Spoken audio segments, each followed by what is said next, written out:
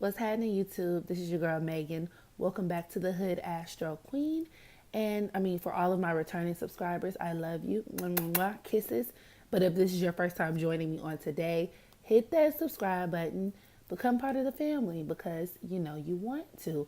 Also, don't be scared to get acquainted with that notification bell, okay? Because if you click it, you'll be able to know whenever I upload a new post automatically. It'll come to your phone. So there's that. Now, I kind of made this announcement at the end of my previous video, but I want to go ahead and state it up front. All of my readings are completely independent of my personal opinion. I think I do a pretty good job at differentiating, like letting you guys know, like, hey, this is what I feel about this person, or I read this about this person, I heard this about this person, versus what I see in their chart. Now, because astrology is the shit, it tends to kind of overlap. Therefore, I'll read a particular aspect or there's a certain theme or undercurrent in this person's chart, and I can correlate it freely with certain things I might know about this person. But what I kind of started to notice is that when I do readings, particularly with that Sierra and Russell reading, I just pulled it down because I was just on a blocking spree every single day. Like it kind of got exhausting. I'm gonna put it back up because it's my fucking channel and I'm gonna do what I want to do. But I want to add a second part to it too. But whatever, that's neither here nor there. Point is, I'm starting to notice that whenever I say something about people's favorite celebrities that they're kind of like upset with, they either kind of try to accuse me of like giving my opinion, like, or they'll do this thing where they disagree. Bitch, I don't give a fuck if you disagree or what you disagree with, because like you're not disagreeing with my opinion. You're disagreeing with what I find in their charts, which is kind of invalid. Like, because just because you disagree doesn't make it not the case. So, like, you see what I'm saying? Like, that's kind of the part where you need to shut the fuck up. Or, bitch, I can invite you to this block party. I'm very generous. Let me know if you want an invite real quick. Like, it's really that simple. That's where I'm at with it. But let's put the negativity to the side and get into what I came to talk about today. And that is the second part of my Venus through the sign series, okay? So really quick, Venus is the planet of love. It's the planet of beauty. It can dictate how we find beauty in the world. Depending on where it's placed in your chart, it can indicate even, your physical appearance and how beautiful you are or not. Because you can see ugliness in the natal chart too. But then also it can govern your finances, the manner in which you love others, how you receive love, how you conduct your interpersonal relationships as well as your intimate relationships, all that good shit, okay? Now, Venus in Taurus. Venus in Taurus is exalted because, of course, it's in its home sign because Venus rules both Taurus and Libra. So much like their Libra and Venus counterparts, Venus Taurus people tend to indulge their senses in worldly pleasures. So good food, good drink. These people love to surround themselves with lots of beauty. These people could be very fashionable. They could very well be into the arts of some sort, be it the media or be it acting or painting, drawing, etc. And the earthiness of Taurus, because Taurus is fixed earth, makes these people highly attached to their physical surroundings, which could manifest as possessiveness and even resistance to change, because Taurus is also known to be a very slow sign. Like I said, they are fixed, so they can be stubborn. That's kind of where they get that stubbornness, that reputation for being stubborn. And these people can be very slow to do certain things, very slow to change their minds on things, very slow to make up their minds on things. But also, once they make a decision, like for instance in love, a Venus Taurus person, that they really love somebody, that they really care about somebody, it takes a very long time for that to change. Even if they're in a relationship with somebody who doesn't really return their loyalty, or somebody who other people was like, yeah, this person is not deserving of you. These people can be very loyal. And like I said, they kind of tend to do things on their own time. And other people can view that as stubbornness and them being slow and dragging their feet on certain things. Now, they do enjoy predictability in their love life also, and especially with their friends. And, they like to know what to expect with people, places, and things. And that kind of reinforces this theme of them not really being a big fan of change like you would with your person who has their Venus in Sagittarius, right? But we'll get to that. Now, on the negative side, these people can settle for being in toxic relationships, like I said, because they dread unfamiliarity. Wait, is that how you say unfamiliarity? The unfamiliar. Nonetheless, Taurus Venus people make for very enduring, right? This makes them very reliable romantic partners, and they like to show their gratitude and affection in tangible ways. These people also operate at their own internal clock. And like I said, which could translate into them being kind of slow or stubborn, or people perceiving them that way. But also, they're not the type of people you're not going to make them do something that they don't want to do, or kind of pressure them into feeling a certain way about you if it's not naturally how they feel. So there's that. And then also, these people, like I said, they tend to be very kind of physical. Like, they could show their affection for their lovers as far as, buying them nice things. And on the negative side, especially depending on how it's aspected and the other placements and other components in their chart, these people can be kind of a little bit more materialistic than most. But, they like to show the person that they're with externally how much they love them. And given that Taurus is the sign of food, Taurus loves good food. Taurus and Cancer got the cooking on lock. But with Cancer, it's more so of like they want to do these things for you, provide and cook for you and all that shit. Taurus, Venus and Taurus don't got to cook for you. They'll just make sure your ass is eating real good in the neighborhood, okay? Moving right along to Venus in Sagittarius. So when Venus is in Sagittarius, it creates somebody who is a very eccentric, charismatic personality. Now, when Venus is in Sag, there is literally no short of adventure when it comes to dating, because these people prefer to keep their love lives pretty light and fun. Because Sagittarius hates to be tied down, boggled down. And as a result, these people can crave adventure, new experiences, and they seek those same qualities in their partner. So the biggest way to run off a Venus Sagittarius person is to be very much like clingy and just demanding a lot of them, because Sagittarius energy in general, even Sagittarius sun people don't like to have their freedom imposed on, and they don't like people to place unnecessary expectations on them. These people can be very generous, very loving, very loyal, some of the most fun people to hang out with. But the minute they start to feel like you're like expecting certain things of them, they did.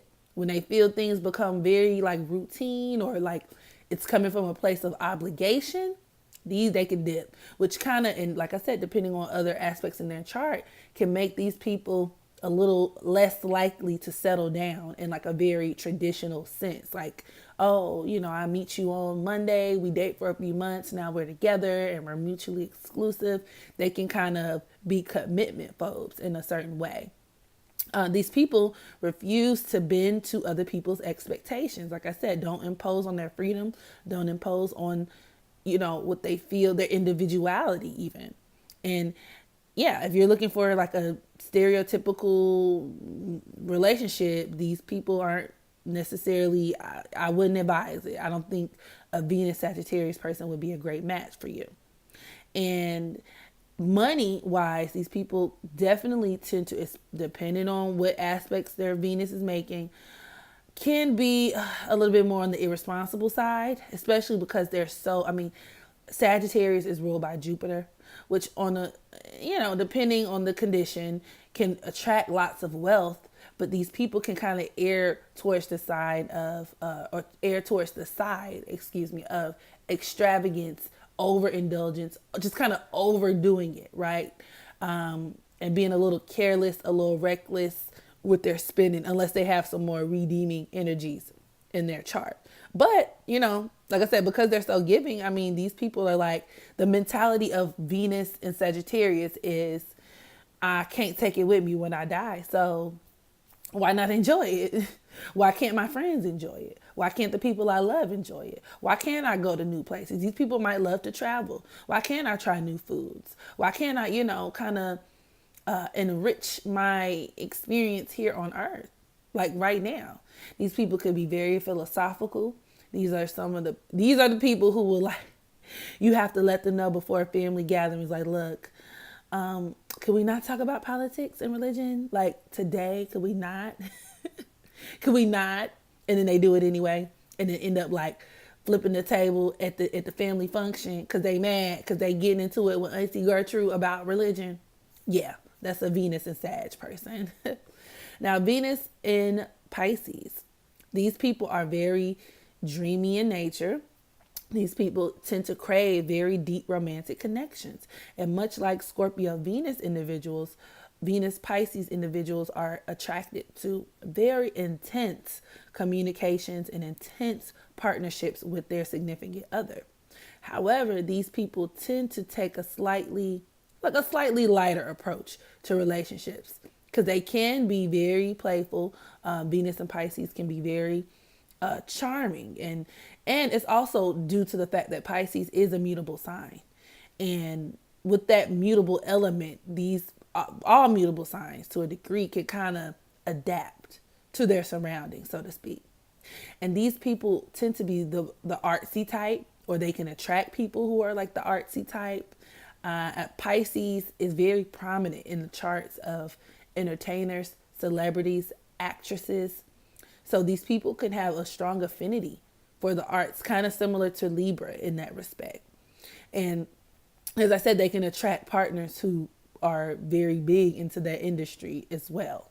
Or who just, like I said, are the artsy, poetic types. I mean, Venus and Pisces can be, if you're dating a Venus Pisces guy, he could be the type of guy to write you a poem. But on the negative side, these people can be addicted to that victim role archetype. So they can attract a lot of people who are like dysfunctional. You know, these people tend to be open rehabilitation centers for their lovers. And I mean, attracting all kind of wayward people, you know, and it can manifest in lots of toxic, unhealthy relationships to where on a conscious level, they're not really understanding why they end up with, you know, all of these people, these fucked up people, while they're always getting the short end of the stick in their relationships. But subconsciously, you kind of bring that on yourself. These people do tend to be martyrs. Venus and Aquarius.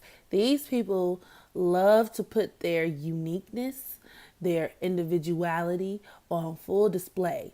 And they take great pleasure in just the praise and being recognized as being different. You know, they love to kind of flash their differences or showcase how they're, you know, just not like most people. And this could also bleed over into the type of partners and relationships that they attract, as Venus Aquarian people are known to be like quirky and non-conventional in both their appearances and relationships. Now, with Aquarius being the sign of homosexuality, I've noticed a lot of Venus and Aquarius people either being, what do you call it when you're not really androgynous? They can have like an androgynous appearance, like I said, especially if their Venus is close to their ascendant. But then they can also be bisexual, homosexual, anywhere on the LGBTQ spectrum. And of course, it's going to, you know, other things factor into it as well. But this is a very common placement for LGBTQ. And these people also tend to march to the beat of their own drum. So even then, they tend to attract relationships that are very non-conventional. And because they are air sign, also the Aquarius is fixed air. These people have a very distant kind of emotionally distant. Doesn't mean they don't love you, doesn't mean they don't care for you. Even with friendships, they have a need for that kind of emotional space and distance. So these people don't like super clingy, super heavy, hot and heavy emotions with people. That's a good way to run them off too. And Venus and Aquarius people are just, some people can view them to be actually emotionally standoffish, but they make really good partners. They're very intelligent, very, like I said, very just unique, very unique in the way they carry themselves, very quirky. They have this streak of humanitarianism about them, because Aquarius is the natural ruler of the 11th house, which governs your collective society. In Aquarius, in and of itself, when you look at the symbol, because it's symbolized by the water bearer, which is like pouring the light and knowledge and the information onto the community. These people can be very like noble, you know. Venus and Aquarius people can fight for noble causes, always protesting, kind of similar to that Sagittarius energy as far as like constantly debating shit. You know, they have very strong stances on certain things, a very strong moral compass of like what they feel is right and what they feel is wrong, which can make them come off as preachy. Like I said, very similar to Sag. And they kind of want you to recognize their intellectual superiority, you know? And also with your 11th house governing your like relationships, your friendships anyway.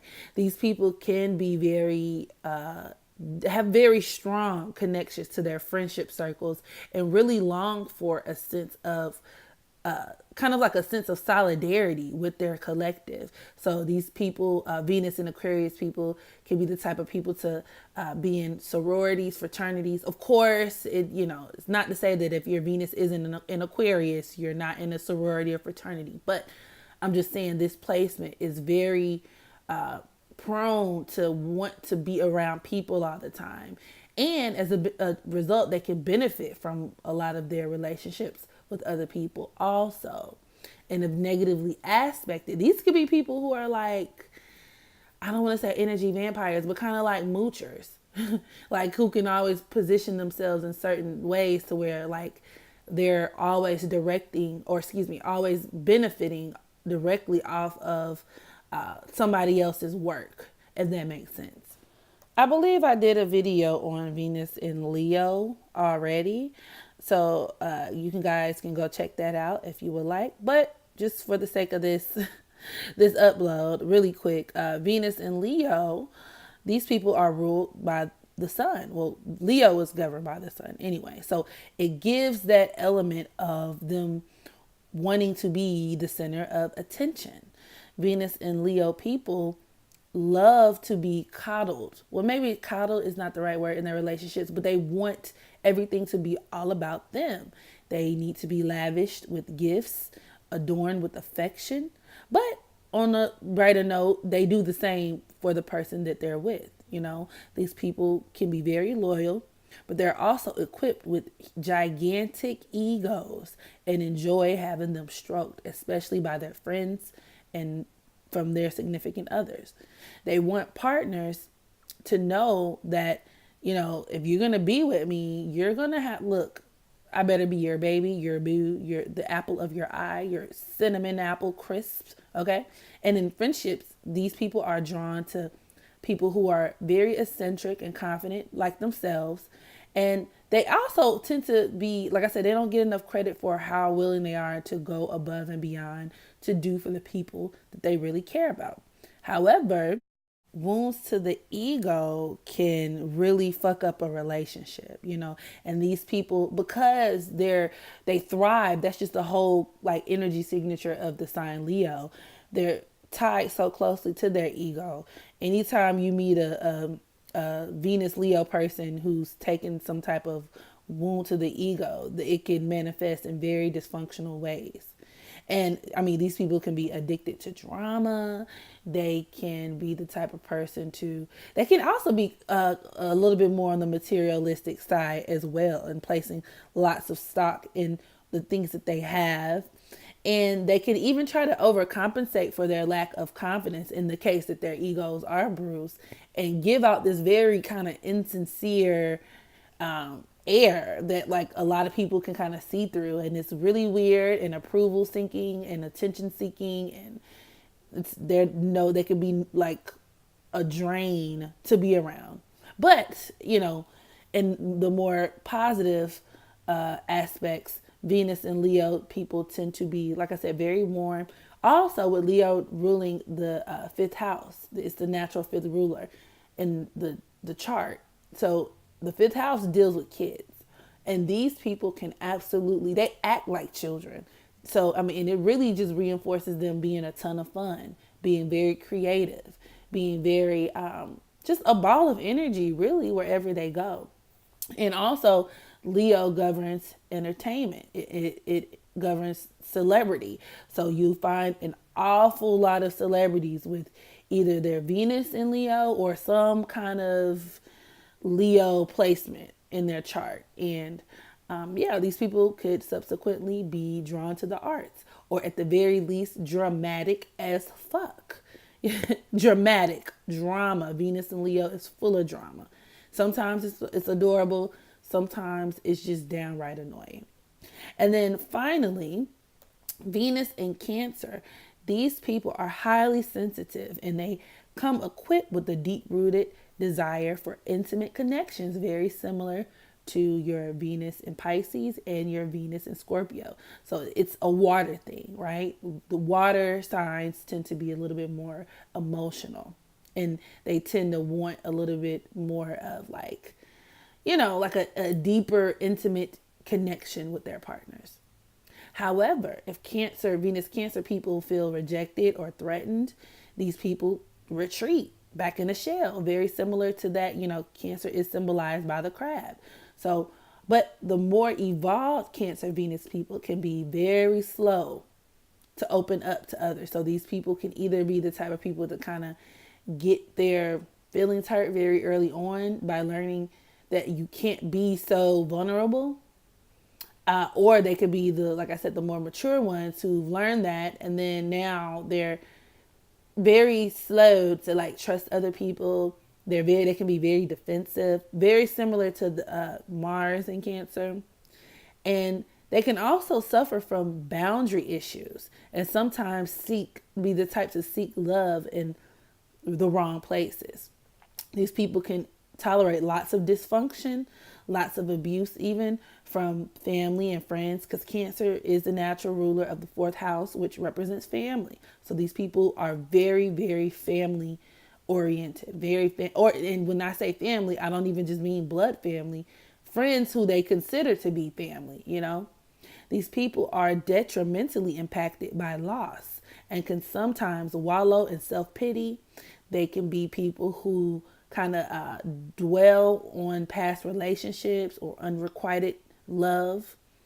Venus Cancer people are the ultimate nurturers. Like I said, given that they're ruled by the moon and are the natural rulers of the fourth house. And these people are very equipped with the ability to tap into the emotions of others.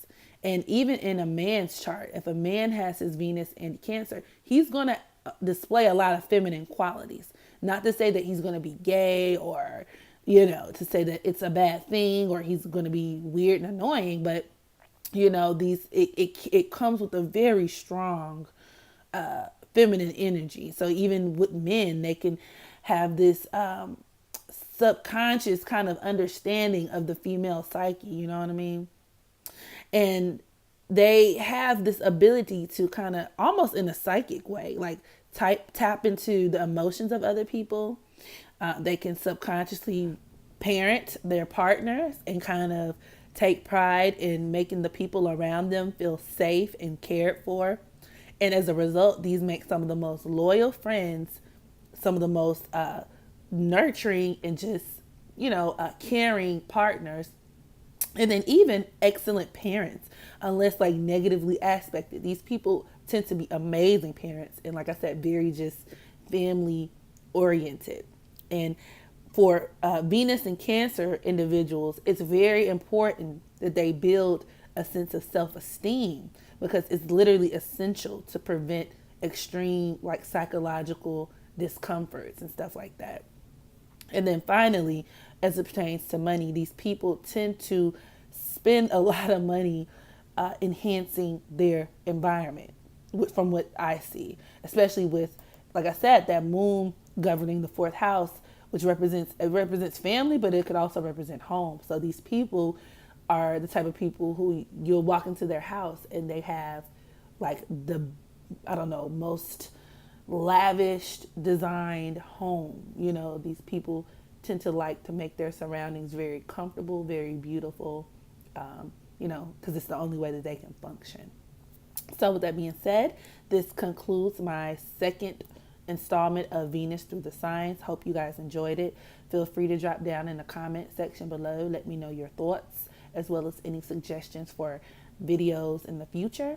And as always, make sure you practice unconditional self-love so that you can love others. And until next time, I holla.